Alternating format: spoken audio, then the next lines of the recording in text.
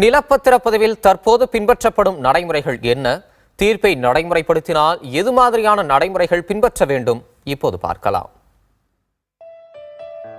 பொதுவாக விளைநிலங்கள் நஞ்சை, புஞ்சை என இரண்டு விதமாக வகைப்படுத்தலாம். தமிழ்நாடு நகர ஊரமைப்பு சட்டம் 1971 படி எந்த விளைநிலத்தையும் மனைகளாக பதிவு செய்ய முடியாது. ஒருவேளை அவற்றை மனைகளாக பதிவு செய்ய நினைத்தால் அதற்கு மாவட்ட ஆட்சியர் ஒப்புதல் பெற வேண்டும். 3 ஆண்டுகளுக்கு மேலாக தரிசாக கிடக்கும் விளைநிலங்களை வீட்டு மனைகளாக மாற்றிக்கொள்ள எந்த தடையும் இல்லை என்கிற விதியை பயன்படுத்தி தற்பொழுது பத்திரப்பதிவு நடந்து வருகிறது. பத்திரப்பதிவின் போது உரிய அமைப்புகளிடம் மனை அங்கீகாரம் பெறப்பட்டுள்ளதா என்பது குறித்த கேள்வியை பதிவுத்துறை அதிகாரிகள் கேட்பதில்லை.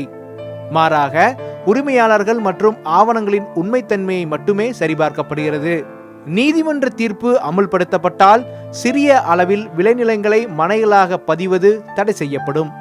முறையான கண்காணிப்பு அமைப்புகளிடம் அனுமதி பெற்று அங்கீகரிக்கப்பட்ட திட்டம் பெற்ற பிறகே விளைநிலங்கள் மனைகளாக பதிவு செய்யப்படும். விளைநிலங்களை மனைகளாக பதிவதை தடுக்க கேரளா உள்ளிட்ட மாநிலங்களில் முழுமையான தடை இருக்கிறது.